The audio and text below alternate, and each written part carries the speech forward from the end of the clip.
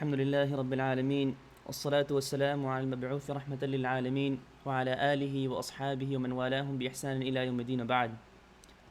فقد قال الله تعالى في القرآن المجيد والفرقان الحميد بعد أعوذ بالله من الشيطان الرجيم بسم الله الرحمن الرحيم وأوحينا إليك أن اتبع ملة إبراهيم حنيفا وما كان من المشركين. وقال النبي صلى الله عليه وسلم أعظم الأيام عند الله تبارك وتعالى يوم النحر. صدق الله مولانا العظيم وصدق رسوله النبي الكريم ونحن على ذلك من الشاهدين والشاكرين والحمد لله رب العالمين. My dear respected brothers and elders, sisters and mothers in Islam, from the month that precedes us right now at this time of the year, we speak and we tend to hear about the Prophet of Allah Ta'ala. The most in this month is the Prophet Ibraheem Alayhi Salam. Allah Ta'ala in the Quran, He makes mention of Prophet Ibraheem Alayhi Salam again and again, and He says about him that وَأَوْحَيْنَا إِلَيْكَ أَنِ اتَّبِعْ مِلَّةَ إِبْرَاهِيمَ حَنِيفًا, that the millat of Ibraheem Alayhi Salam was made as an example for this ummah. Why did Allah Ta'ala choose Ibraheem Alayhi Salam? From what we hear about Ibraheem Alayhi Salam, what we've heard about Ibraheem Alayhi Salam, we see that from his life, Allah Ta'ala, from a young age, Allah Ta'ala gave him a cognitive intelligence, something that he always used to think, a very inquisitive mind. That Ibraheem Alayhi Salam from a young age had a very inquisitive mind, that he used to ask questions. He used to question his father, his community members, the people who were older around him, and he used to question them, asking them that how do you worship these idols? That it does not make sense to me. Why do you guys worship these idols? قَالَ أَتَعْبُدُونَ مَا تَنْحِتُونَ, that do you guys worship what you guys create with your own hands? It doesn't make sense to me. So from a very young age, he had a very inquisitive mind. From the life of Ibraheem Alayhi Salam, we can learn many different things about life. And the first thing that we can learn is that when children come to us to ask us questions, like the people of Ibrahim, when he asked them the question of why do you worship something that you create with your own hands, they used to shun him away. They used to tell him, you don't understand, that you'll never understand.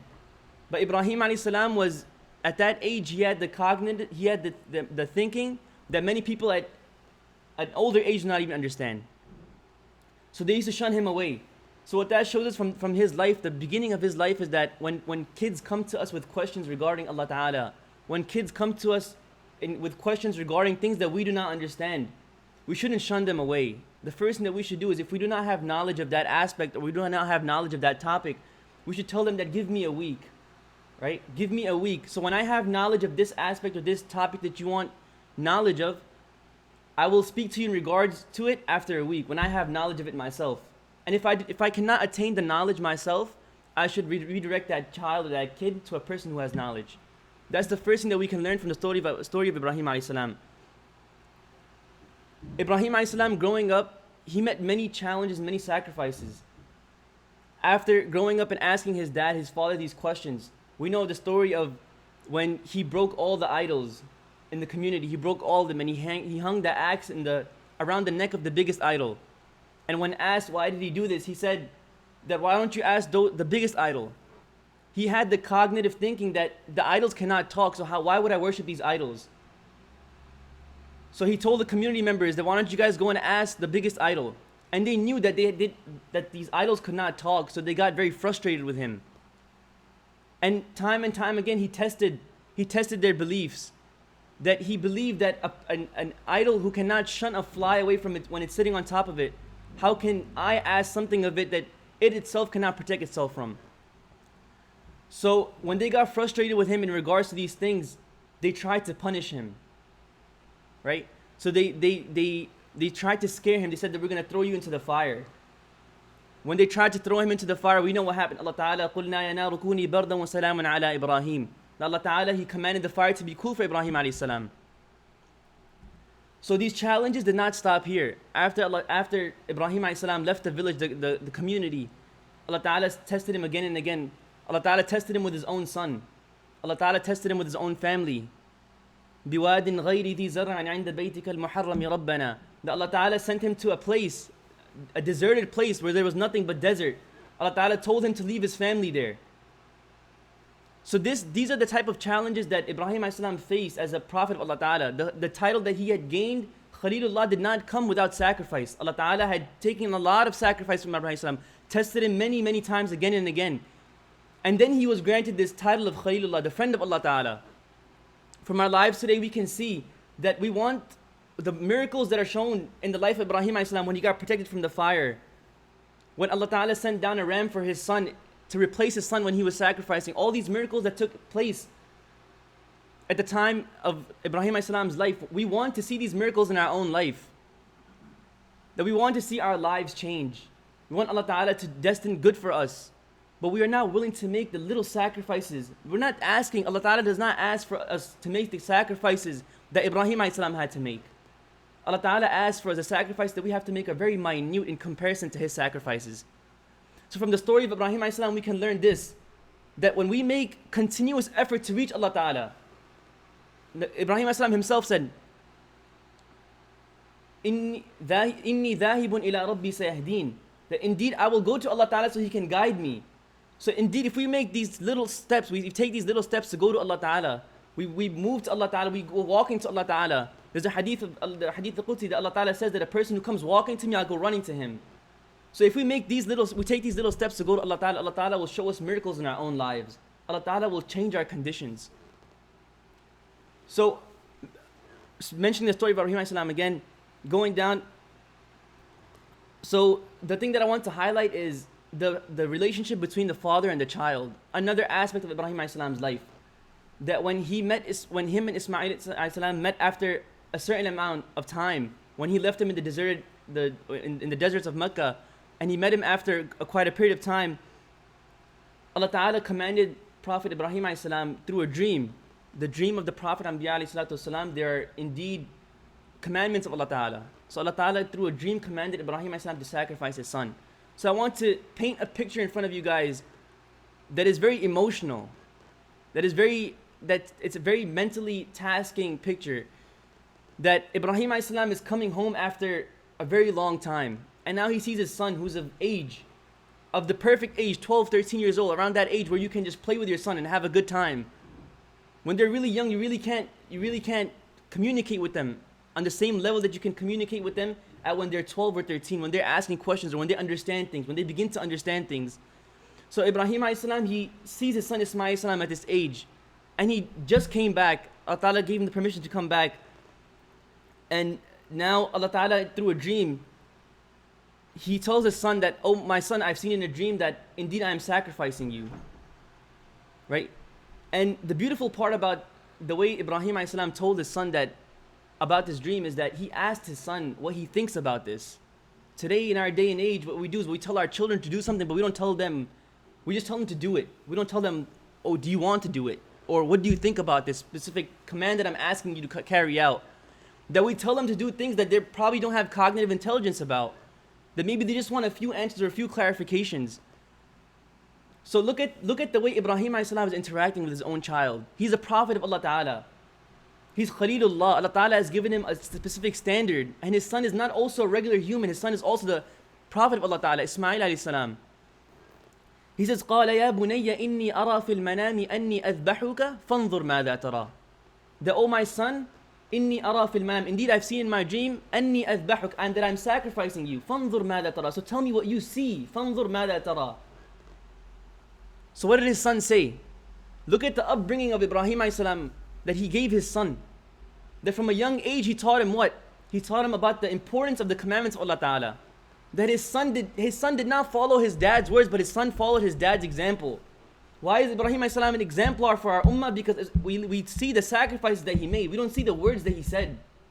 Ibrahim alayhi salam, we follow the sacrifices that he made. We look at his story and we see the sacrifices.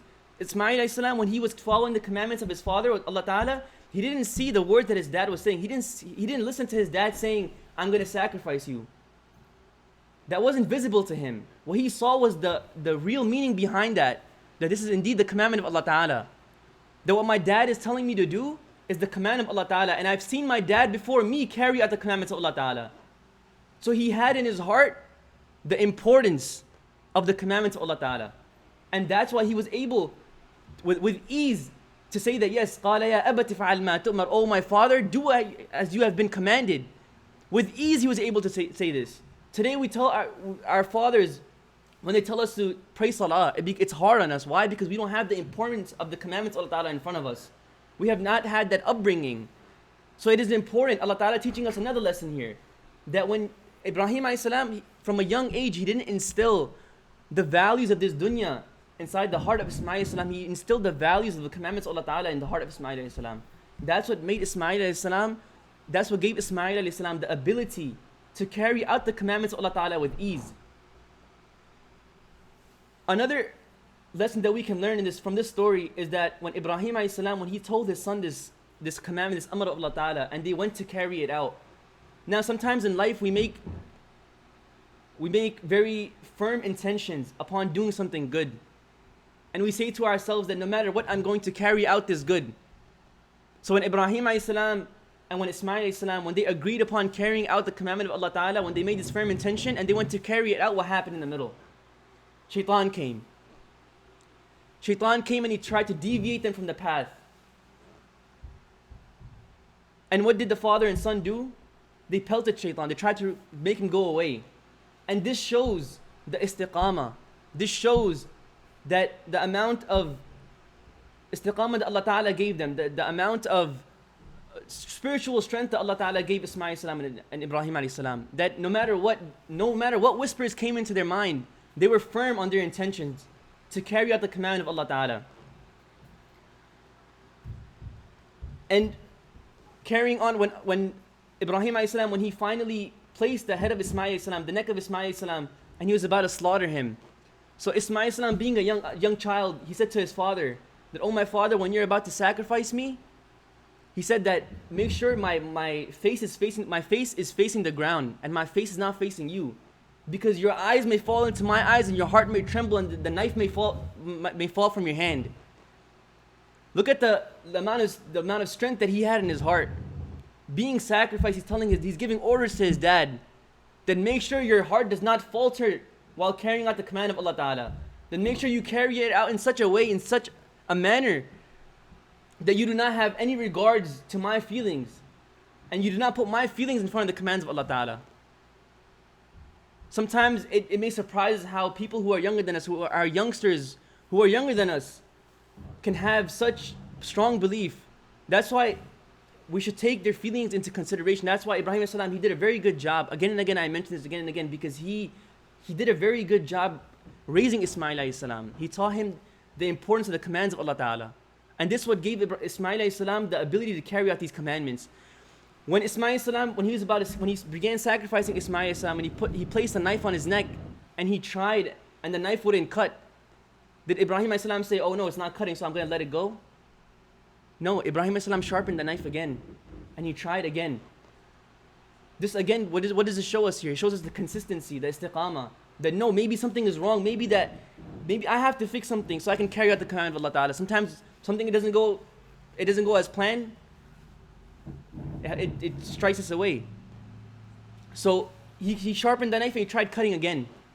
Sharpened the knife, tried cutting again, and then that's what Allah Ta'ala he from the skies he raised a ram and replaced Ismail alayhi salam with that ram, and Allah Ta'ala gave the command to Ibrahim alayhi salam to slaughter the ram instead of his son, and this here is a miracle.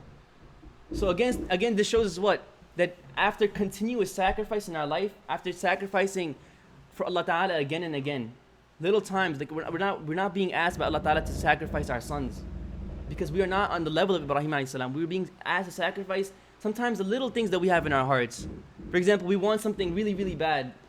We're asking Allah Ta'ala for it again and again, and when we do not get it, our heart gets broken, and we turn away from Allah Ta'ala. Whenever we want something from Allah Ta'ala and we do not get it, we feel like Allah Ta'ala is not listening to us. We try one time, we try twice, third time, we don't get it, we're like, leave it.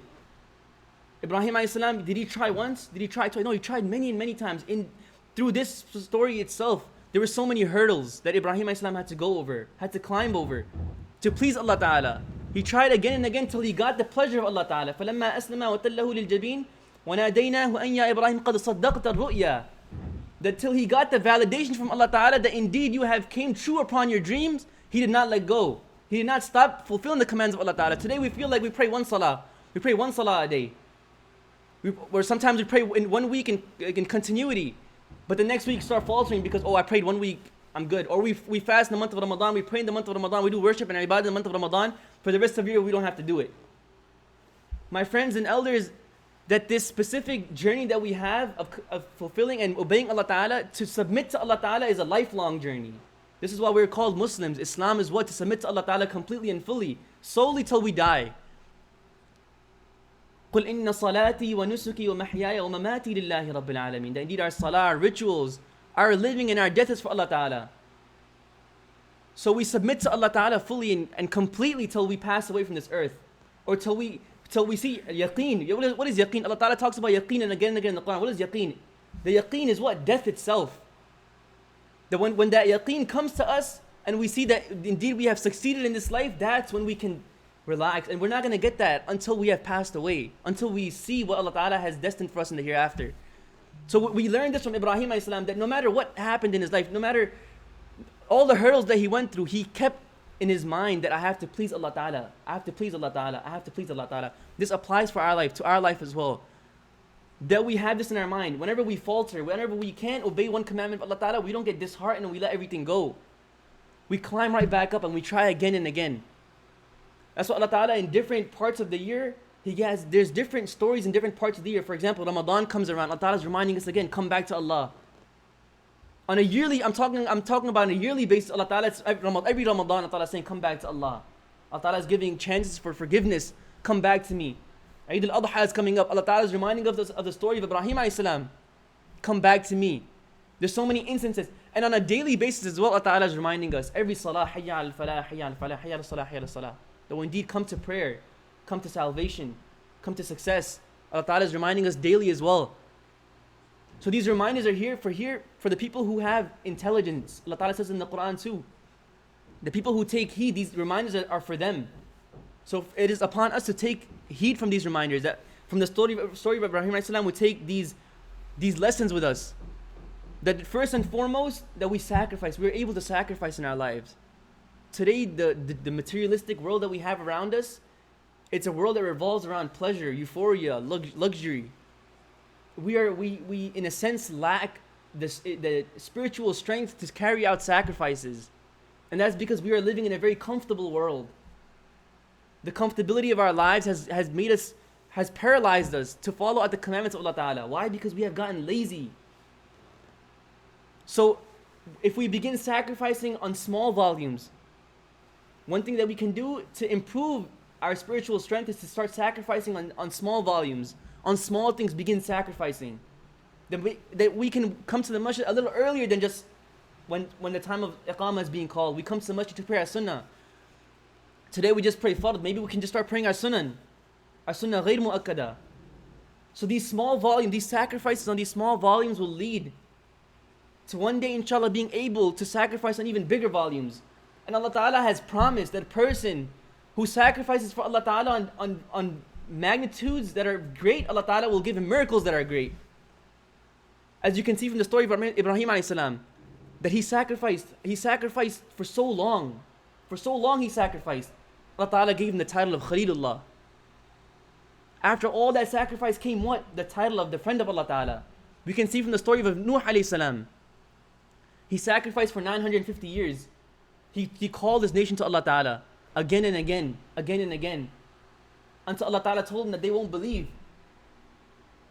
And one of the great things that Nuh Alayhi Salam was gifted was that Nuh Alayhi Salam was gifted that the Muslimin that come from this ummah, or the progeny, everyone that comes from Nuh Alayhi Salam, all of us, we are brothers in relation to Nuh Alayhi Salam. Adam Alayhi Salam is there, but that's a further link.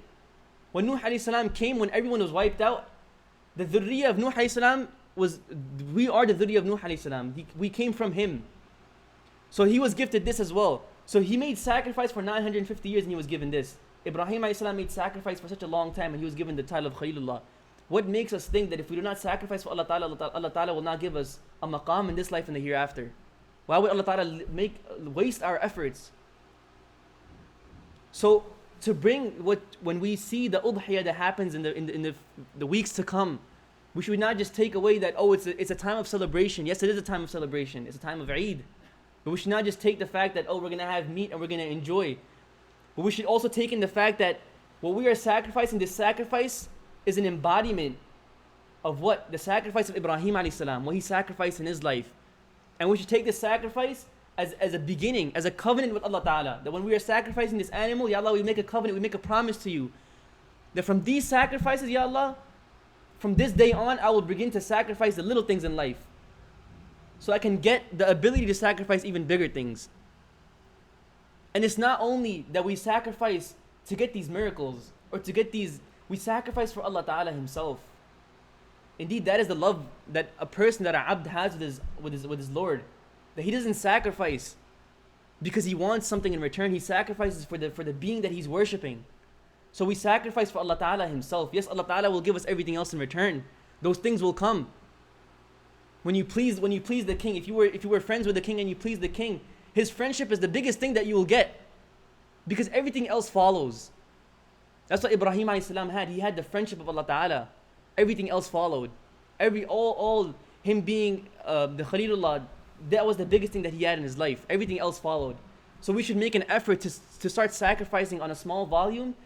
So indeed it can grow and go into a bigger volume, and that we can get the friendship of Allah Ta'ala in this life and the hereafter, which will give us nothing but salvation in this life and the hereafter. May Allah Ta'ala give us the ability to practice whatever has been said. Wa akhiru da'wana alhamdulillahi rabbil alameen.